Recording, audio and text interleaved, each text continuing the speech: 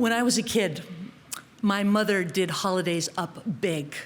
And if you'd asked me when I was little what my favorite holiday was, I probably would have said Christmas. But as I got older, I really began to appreciate Thanksgiving. Our family would come from all over, not only the state, but New England. Cousins, uncles that we hadn't seen all year long would gather. We would have to put every leaf in the dining room table, and then every cardboard table around, multiple tablecloths to fit 25 chairs around the table. And then about 3 o'clock in the afternoon, the ancient great uncles would come in the door, barely walking in with their canes. My grandfather had emigrated to this country from Sweden with his 5 brothers. All Petersons at immigration changed their name to Pete Peterson, so I had 5 Uncle Petes and Grandpa Pete all there around the table with their scraggly beards. And as the wine got poured and the stories just filled the room, I thought, Thanksgiving. Now, my mom would start preparing for this massive group of people at least 2, maybe 3 days beforehand. And in that she had 4 small children, she would put us to work because we desperately wanted to help. She became an expert at creating craft projects to keep us busy while she made the 5 pies. She was very creative. We would do customized place cards and placemats. We would make pilgrim hats for all the ancient uncles to wear during dinner.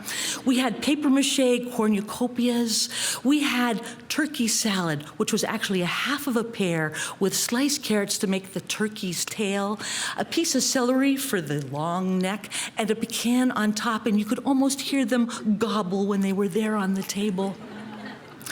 Meanwhile, she was busy peeling all the squash and the potatoes heaped with butter and the little pearl onions and the peas and the cranberry bread and the pumpkin bread, and we were just busy making our crafts. And then, of course, the turkey.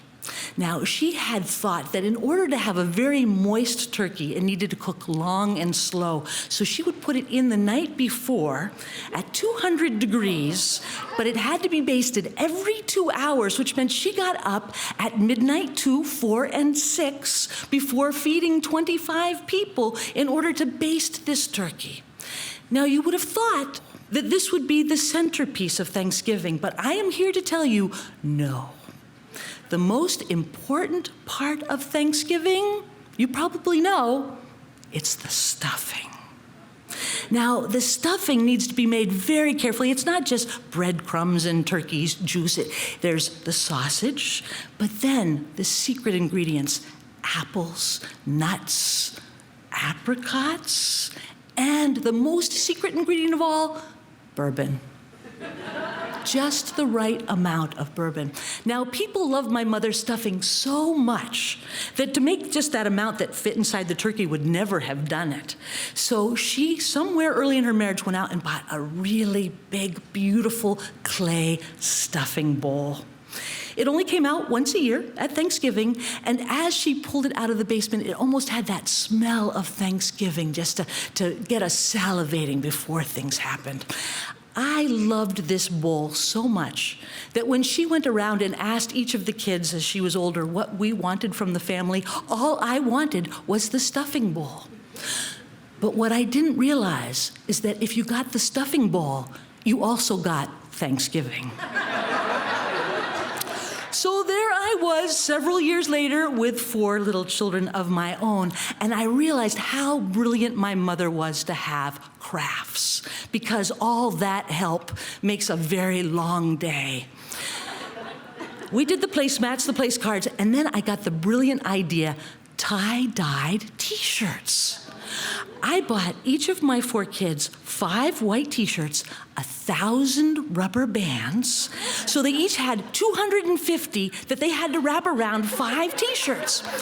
In addition, I got 12 boxes of Rit Dye Royal Purple number 12, and when all those shirts were done at the end of the day, we filled the sink with boiling water and as many boxes as we could put in, and let them soak. However, all those shirts didn't fit in the sink. And I thought, how are we gonna get all these shirts done? And then I remembered the big clay stuffing bowl. in the shirts went, in the boiling water, and another 6 boxes of Rit Dye Royal Purple number 12 to sit for hours. Oh, I didn't know.